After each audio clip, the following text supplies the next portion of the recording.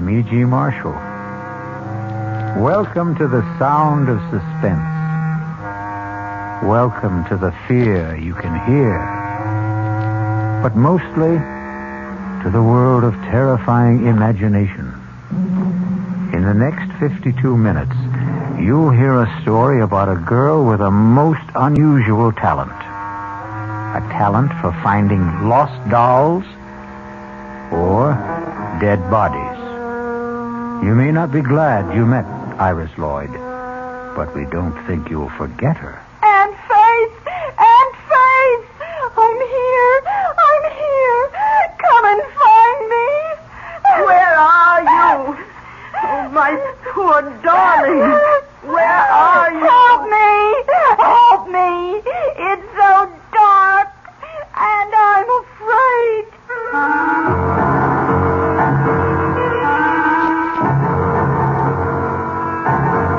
Our mystery drama, The Girl Who Found Things, was written especially for the Mystery Theater by Henry Slesar and stars Norman Rose. It is sponsored in part by the Kellogg Company, makers of Kellogg's Special K cereal, and by Anheuser-Busch Incorporated, brewers of Budweiser. I'll be back shortly with Act One.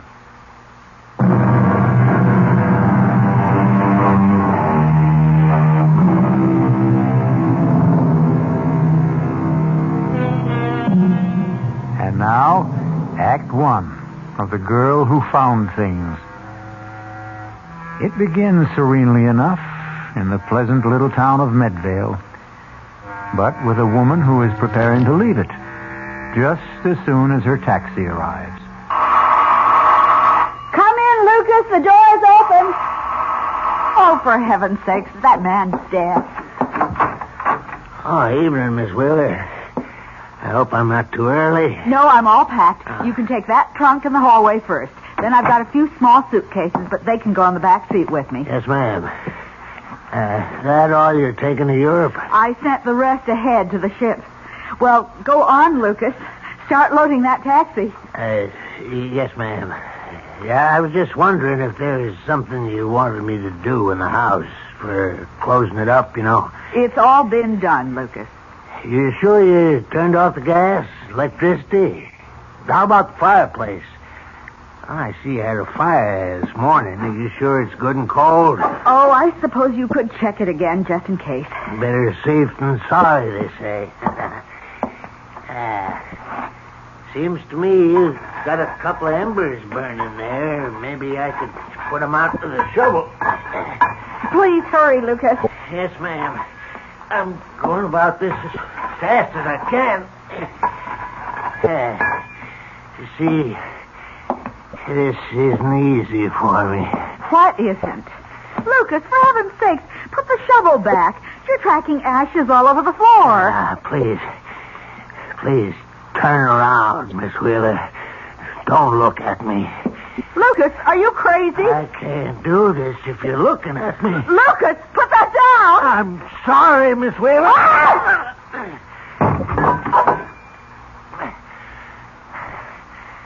Had to do it, Miss Wheeler. I had to. Now I've got to pick you up. Take you outside to the woods. That's where I got to bury you, Miss Wheeler.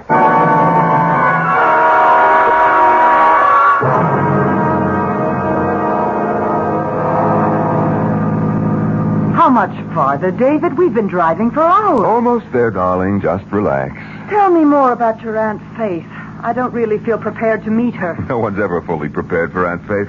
I warn you that she's something of a character. Just waiting to be discovered by Monthly Digest. Anyway, after my mother died, she became less auntie and more motherly. That's why she was so upset when I got married and failed to do my filial duty. By bringing your bride home for approval. Something like that. I suppose she's going to resent me for being 2 years too late. So take my word for it. She'll be crazy about you. But remember what I said. She's an old gypsy. Don't be surprised if she drags out a crystal ball and starts predicting your future. Speaking of which, there's our future for the next few months straight ahead of us. The old homestead. David, is that you? It's us, Aunt Faith. Oh, David, my handsome boy. Hello, Auntie. Oh, I'm so glad to see you. It's wonderful seeing you. Aunt Faith, meet Rowena. Well, and it's about time. Hello, Mrs. Demarest. Nice to meet you at last. Oh, David, she's beautiful. Well, come inside. Come in. I've got a fire going. Let me take your coat, my dear. Oh, what a lovely fur. What is it, mink? Sable. I told Rowena she ought to wear the label on the outside so that people... Oh, well, I didn't know that you had company, Auntie. Oh, yes. David, this is Lieutenant Reese. Lieutenant, this is my nephew, David Wheeler, and his wife, Rowena. Ah, Lieutenant. That isn't a military title, is it? No, sir. I'm with the police. Oh, of course. Well, how do you do? I'm sorry we have to meet this way, but then I always seem to meet people when they're in trouble. Of course, I've known Mrs. Demarest for some time. Well, Lieutenant Reese has been a wonderful help with my charity work, David. And he's been such a comfort since this awful thing happened. Yes. Oh, well, it's been years since I was in this room. I'd appreciate it if you and I could have a word alone. Oh? Oh, Rowena, I'll tell you what. Why don't you and I go upstairs and I'll show you your room? Yes, that would be fine. I can even show you the room where David was born and his old nursery. Well, how long's it been since you left Medvale, Mr. Wheeler? Oh, maybe 10 years. I've been back here on visits, of course. Once when my father died 4 years ago. As you know, our family business is down south. Yes, I know. You and your sister... My half-sister. Yes, you and your half-sister, Geraldine. You were the only proprietors of the mill, weren't you? Mm-hmm, that's right. But you did most of the managing, I gather. When your parents died, Miss Wheeler kept the estate and you went to Virginia to manage the mill. That's how it was, right? That's how it was. Successfully, would you say? Lieutenant, I'm going to save you a great deal of time. Geraldine and I didn't get along. We saw as little of each other as we both could arrange, and that was very little. Thank you for being frank. I can even guess your next question, Lieutenant. You'd like to know when I saw Geraldine last. When did you? 3 months ago in Virginia, on her semi-annual visit to the mill. But you were in Medvale after that, weren't you? Well, yes, I came up to see Geraldine in March on a business matter. As my aunt may have told you, Geraldine refused to see me. What sort of business matter was it? I wanted Geraldine to approve a bank loan I wished to make to purchase new equipment. She was against it, wouldn't even discuss it. So I went home. And you never saw her again? Never. And in case you're wondering, Lieutenant, I have no idea where she is. No idea at all.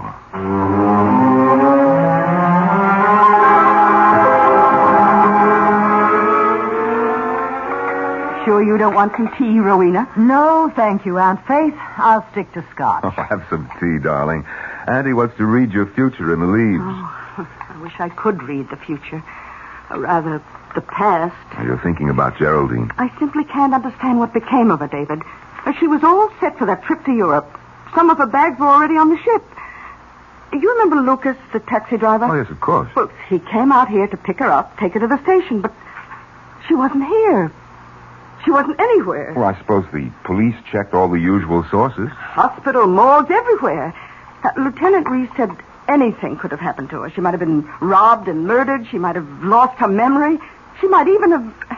Well, this I'd never believe, but Lieutenant Reese said she might have disappeared deliberately with some man. I know what happened to her. Do you? She just left. She just walked out of this big, gloomy house and this crawly little town. She was sick of living alone. David, I have an idea about how we can find Geraldine. Really?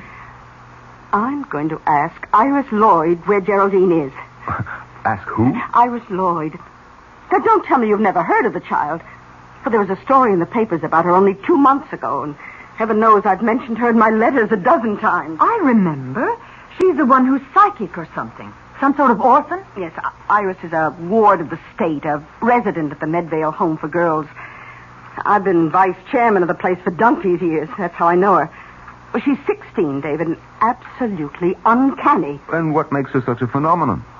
She's a seer, David. A genuine clairvoyant. Oh, not a medium at 16. Oh, no. I suppose you could call her a finder. She seems to have the ability to find things that are lost. People, too. How does she do it? I'm not sure Iris knows herself. The gift hasn't made the poor child happy. Such talents rarely do. You know, one day, the home had a picnic at Crompton Lake. They discovered an 8-year-old named Dorothea was missing. They couldn't find her until Iris Lloyd began screaming. Screaming? These insights cause a great pain. But she was able to describe the place where Dorothea could be found, where the girl had sprained her ankle. Oh, you're right, Auntie, darling. I don't agree with you. Let's just leave the search to the police. David, I've arranged with the home for Iris to spend some time with us. Are you serious? You invited that girl here? Well, she has to become acquainted with Geraldine's aura. Don't you see? The aura that's still in this house. Well, I won't have it. I'm sorry, Auntie, but the whole thing's ridiculous. Oh, I knew you would object, David, but I'm afraid I have to insist. We're picking up the girl this afternoon. Oh, really now, Aunt Faith? You understand, my dear, don't you? Well, yes, I understand, Mrs. Demarest. And I'm looking forward to meeting Iris Lloyd.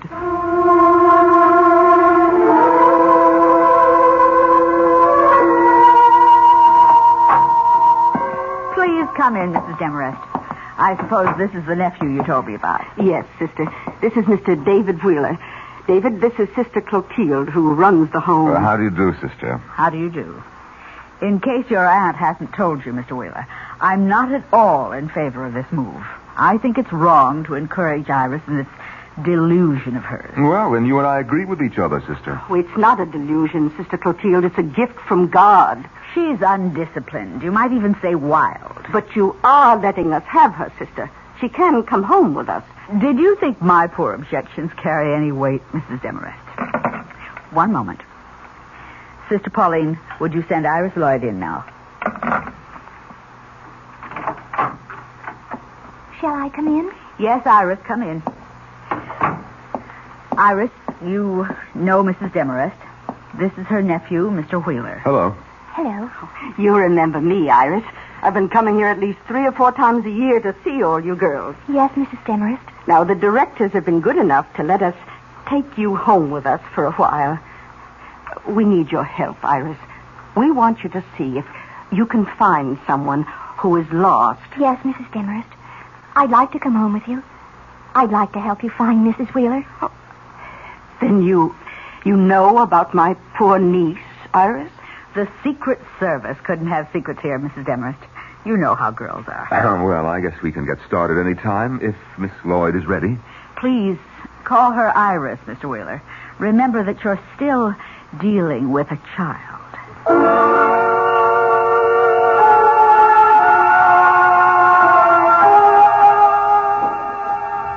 Iris, I hope you'll enjoy staying with us. I have a lovely room for you. I'm sure you'll like it. You know what I'd really like? What's that? A cigarette. Iris. Oh, don't tell me you smoke, Iris. Only when I can get away with it. Well, you're not getting away with it now, for heaven's sake. Oh, never mind, never mind.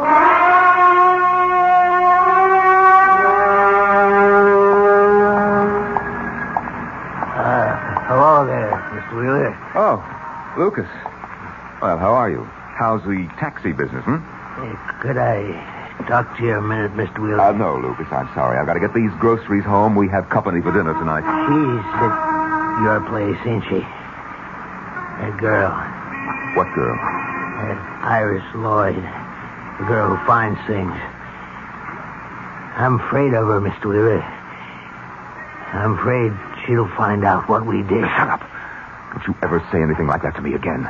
I'm scared, Mr. Wheeler. I'm telling you, that girl is peculiar.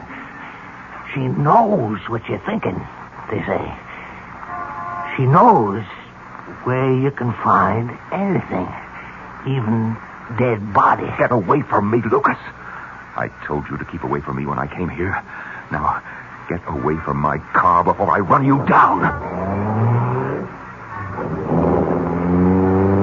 But I'm scared. I'm scared of that little girl.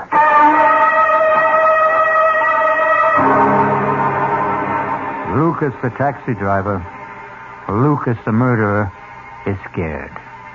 But David Wheeler seems to be frightened, too. And maybe we'll learn if the fright is justified when we return shortly with Act 2.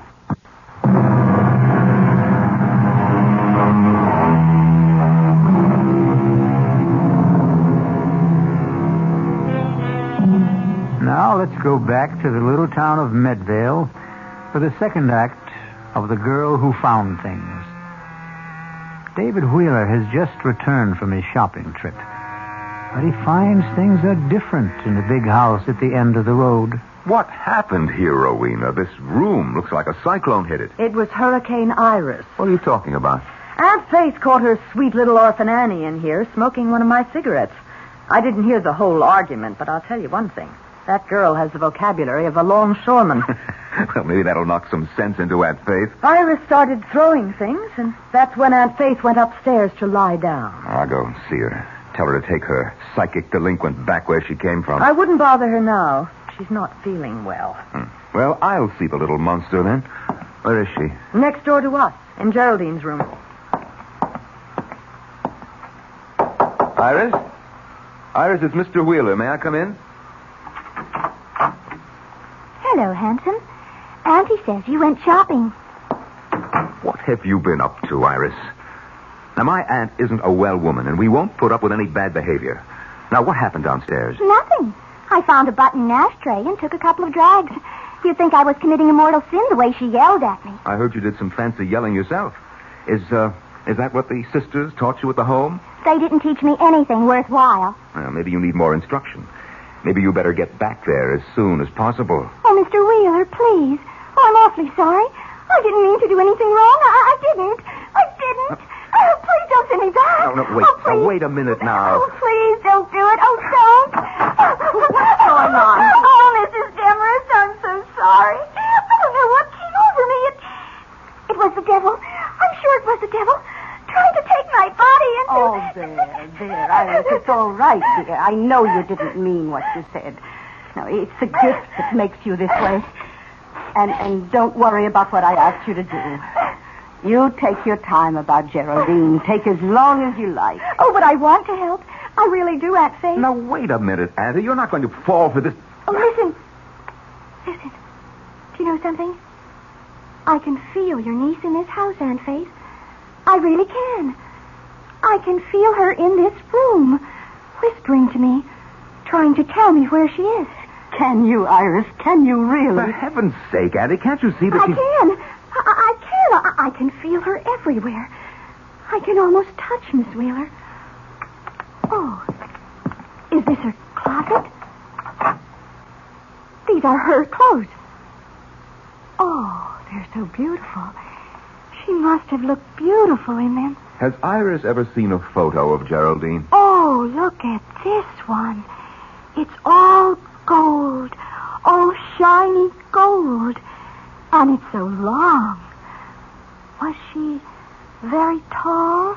It's an evening gown, Iris. Oh, I can sense her in this gown. I can. I just know I'm going to be able to find her for you, Aunt Faith. I know it. Yes. Yes, I believe that too, my child.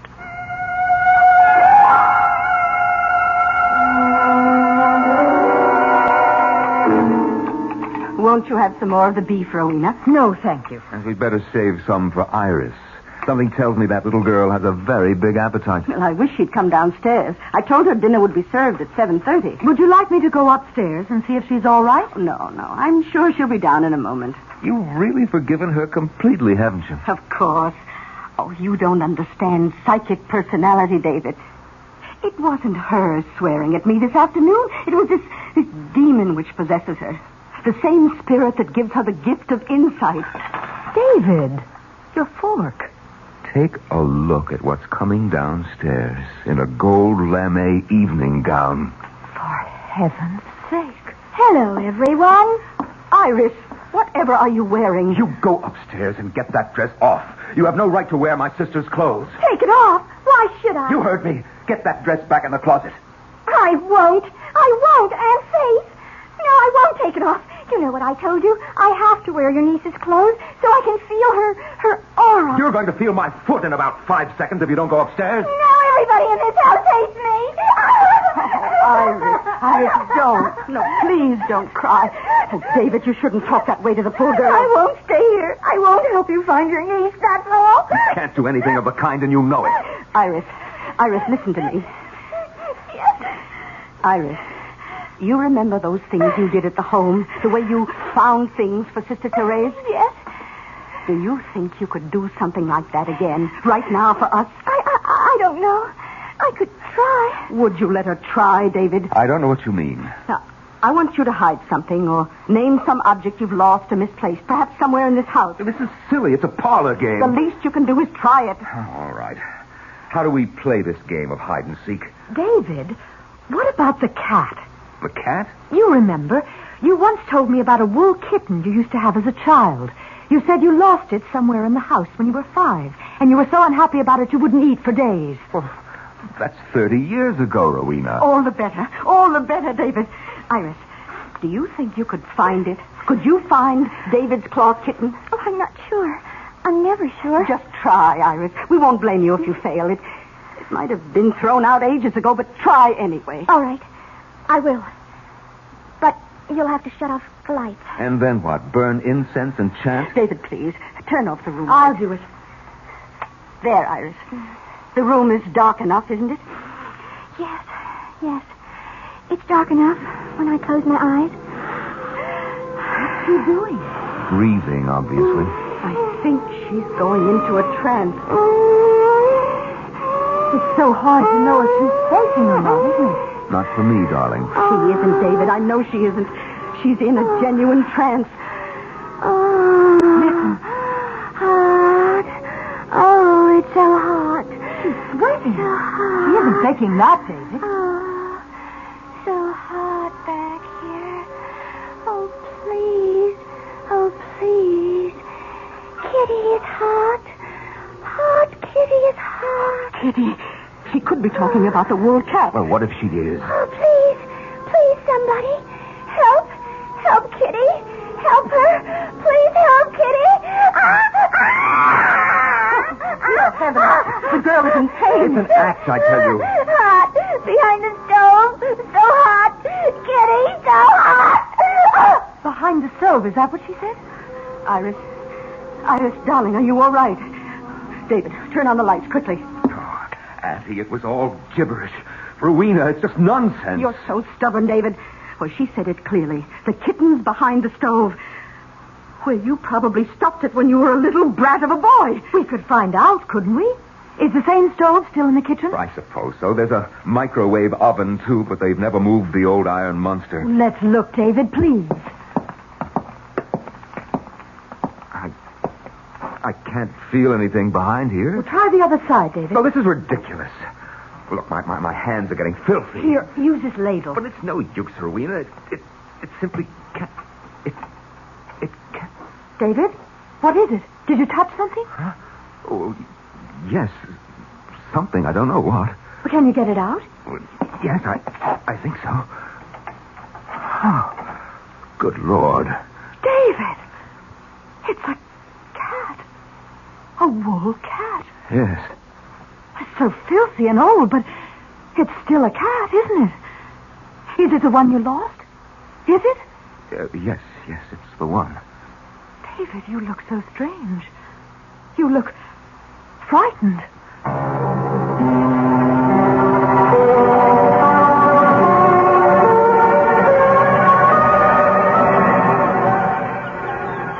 What are you doing here?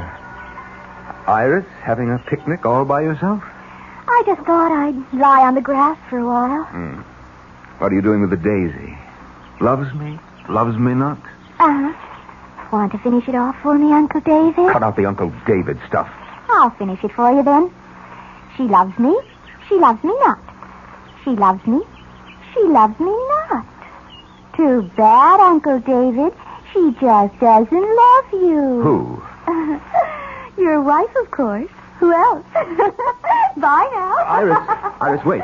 Yes? Look, I want to talk to you a minute. Really? Iris, What's the story with you? You've been here over a week and you haven't done anything about... Well, you know what? This is just a great big picnic for you, isn't it? What if it is? You think I want to go back to the creepy home? It's better here. No uniforms, no 6 a.m. prayers, none of that junk they call food. Also, I like the company. I suppose I should say thank you. There's nothing you can say I don't know already. I'm psychic, remember? What about that, Iris? Is it just some kind of trick? You can tell me. I'll show you if it's a trick. Want me to tell you all about yourself? All right, go ahead. Okay. Your wife hates you. She thinks you're rotten. You weren't even married a year when you started running around with other women. You never went to the mill, not more than once or twice a month. That was how you ran the business. All you knew how to do was spend the money. You little brat. You're not psychic, you're an eavesdropper. Oh, let go of my arm. Your room is right next door.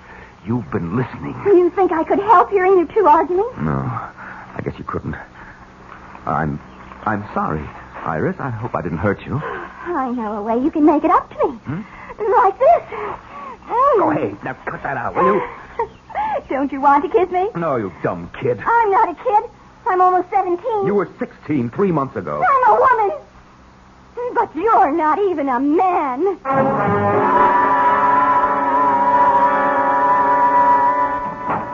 David? Yes, Auntie, it's me. Oh, did you call for a taxi? A taxi? No, why should I? Oh, I don't know, but Lucas's cab is in the driveway. He said he was waiting for you. Lucas? Well, I'd better go and see what he wants. Dinner will be ready around 7, David.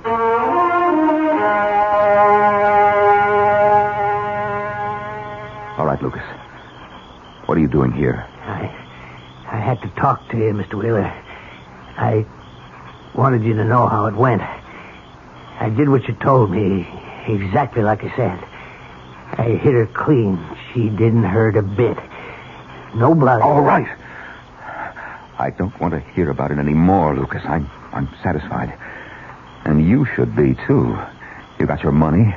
Now forget about it. I picked up Miss Wheeler and I took her out in the woods as far as I could. I dug deep, Mr. Wheeler. I did a good job. I smoothed it over and spread them leaves so as nobody would guess it was there. Nobody except... Oh, so it's that girl you're still worried about. I heard awful funny things about her, Mr. Wheeler. About her finding things. Finding that little girl that fell near Crumpton Lake. Maybe she can see right into your sister's grave. Iris Lloyd won't find her. Nobody will. But she's right behind the house, Mr. Wheeler. She's so close.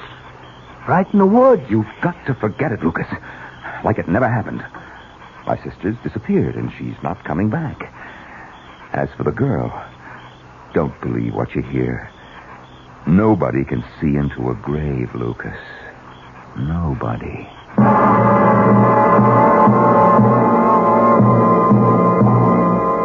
Is David Wheeler really as convinced as he sounds? Or can Lucas detect the doubt in his voice and the fear in his eyes? We'll learn more about the girl who found things when we return shortly with Act 3.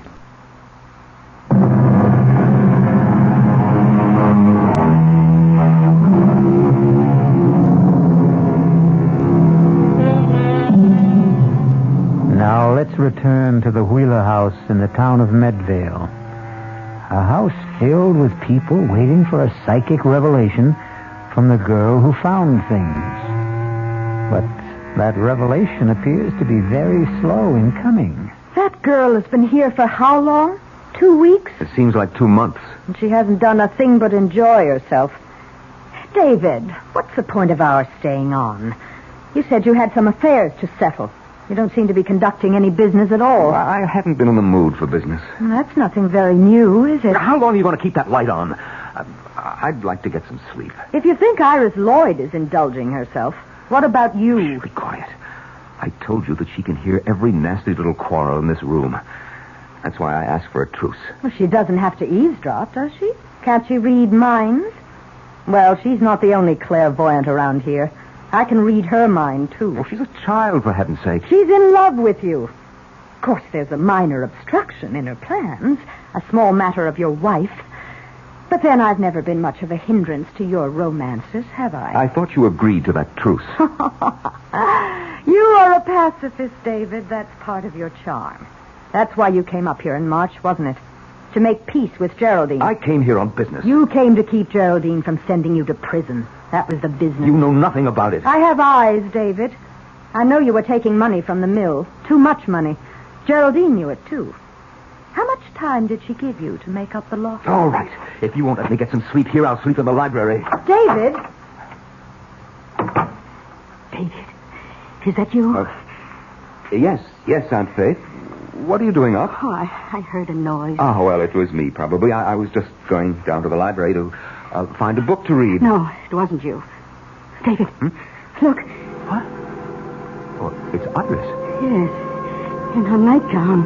What's she doing in the front hall, dressed like that?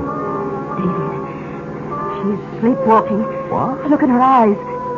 David, we have to follow her. No, let her alone, Annie. You're not supposed to disturb a sleepwalker, are you? I've got to follow her. All right, I'll come with you.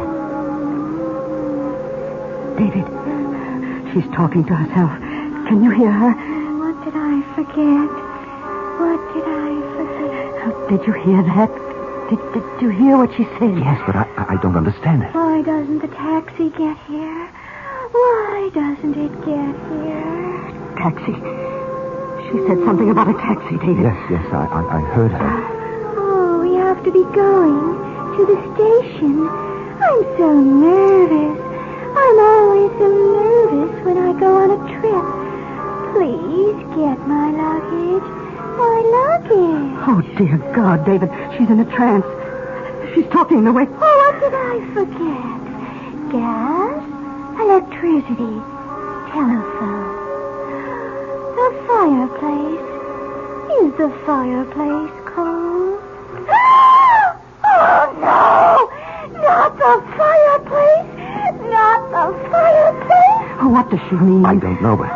Auntie, I think this is wrong. I think we should get her back to bed. No. Don't touch her, David. Don't.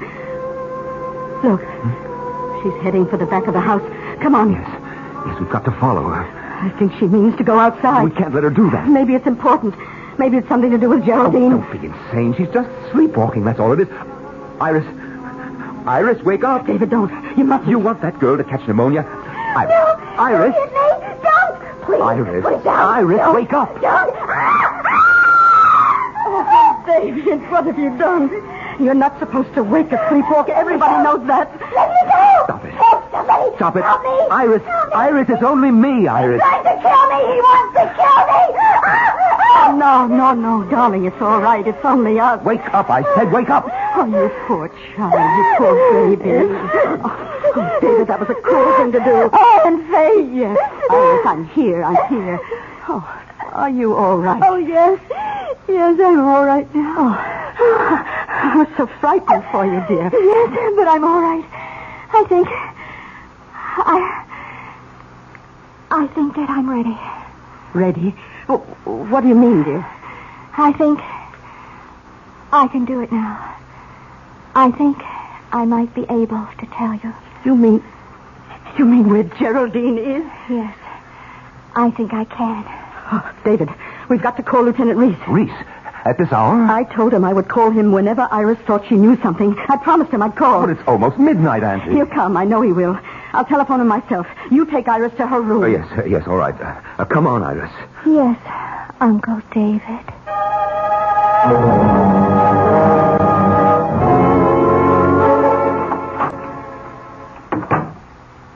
Well, Uncle David, are you scared?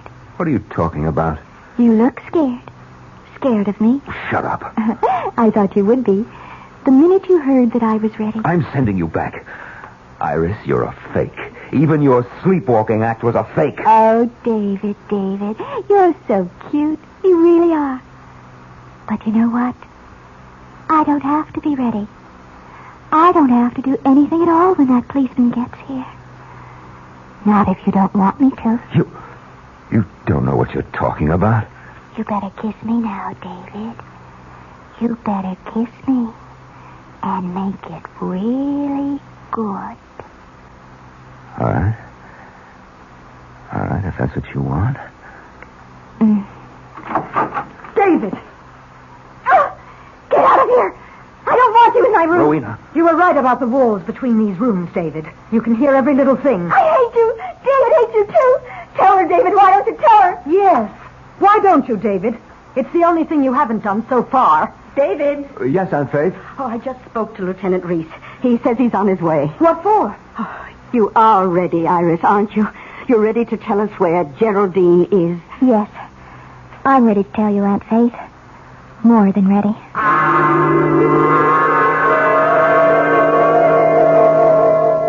Are you sure she's all right, Mrs. Demarest? She looks awfully pale to me. Iris always looks that way when she enters the trance. It's a fraud, Lieutenant. The whole thing is a fraud. You mustn't be taken in. Well, I'm just trying to keep an open mind, Mr. Wheeler. Oh, it's starting. I think she's going to say something. Iris, look, you've got to stop this. That girl is working herself into some kind of fit. It's all her own doing, isn't it? Well, maybe Mr. Wheeler's right. The girl might do herself some harm. No, you must wait. Listen. Aunt Faith! Aunt Faith, I'm here. Aunt Faith. Come and find me. Oh, help me. It's so dark. Oh, won't somebody help me? Oh, it's Geraldine. Oh, dear Lord, it's her. Oh, where are you? Oh, Geraldine, my poor darling. Where are you? Help me. It's so dark. And I'm afraid. Where, Geraldine, where? Tell us where you are. Someplace far away. A place with ships. The sun is shining. I saw hills and green trees. There are bells ringing in the street. She's out of her head completely. A place with ships, bells ringing in the streets. I see water. A bridge. Trolley cars in the street. Going up and down the hill. San Francisco. I'm sure she means San Francisco. Yes, it sounds like it. Iris, do you mean San Francisco? Is that where Geraldine is? Yes. That's where she is. Well, who knows? It's as good a guess as I've heard. Has Miss Wheeler ever been in San Francisco before? Never. Why would she go there? David? I really wouldn't know. But if that's where Iris says she is, I guess the spirits know what they're talking about. She's waking up. I want to go home. Oh, please, somebody take me home. To Sister Clotilda.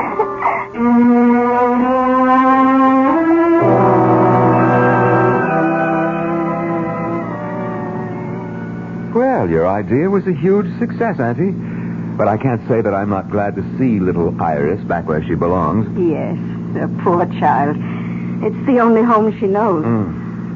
Now all the police have to do is find Geraldine in San Francisco, if she hasn't taken a boat to South America by now. I just don't understand it. It's not like Geraldine to run away without a word. Well, here we are, home again. Aren't you coming in, David? Oh, not just yet. I thought I'd go into town and pick up some champagne. I thought we'd celebrate a bit tonight.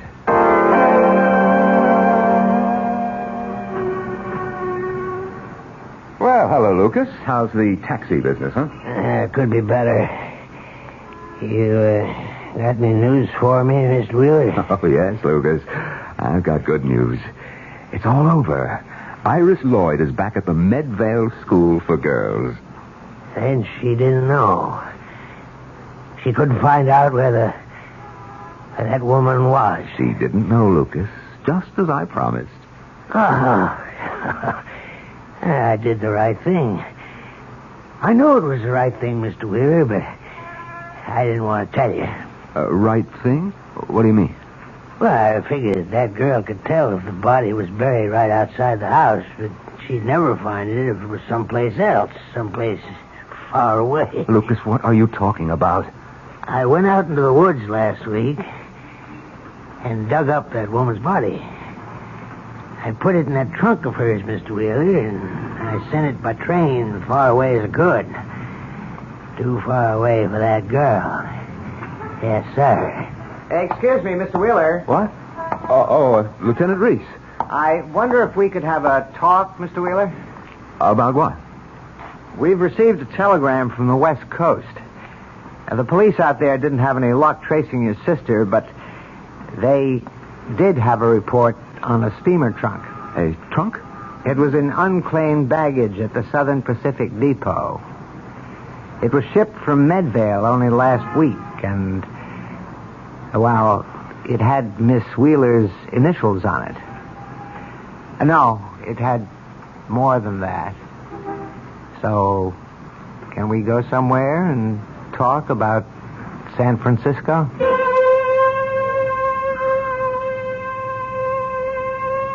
Well, Iris Lloyd is back in her own bed tonight, and her dreams will probably be peaceful.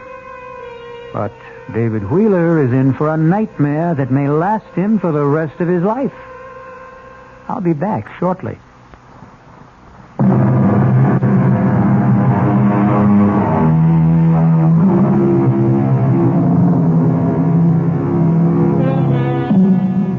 Do you think you have clairvoyant powers? Have you ever had the experience of finding something that everyone else thought was lost? Actually, you've done exactly that. You found the magical world of radio drama. And now that you've made this find, we hope you'll come back for more suspenseful dramas to play inside the theater of your mind. Our cast included Norman Rose, Bryna Raeburn, Robert Dryden, Martha Greenhouse, Barbara Caruso, and Ann Costello. The entire production was under the direction of Himan Brown. Now, a preview of our next tale.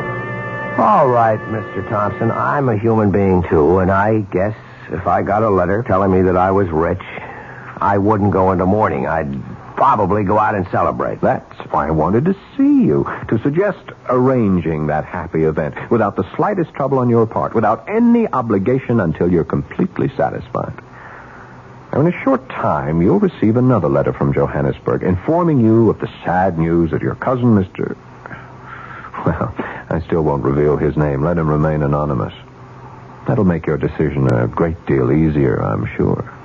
What decision? The decision to inherit his estate. This is E.G. Marshall inviting you to return to our Mystery Theater for another adventure in the macabre. Until next time, pleasant dreams.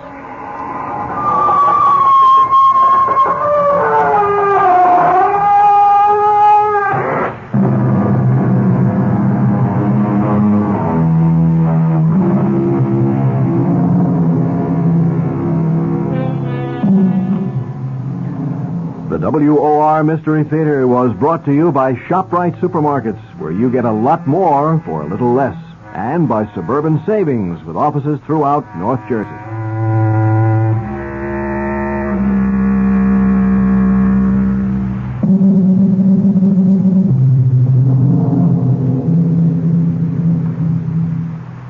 The preceding Mystery Theater program was furnished by the CBS Radio Network.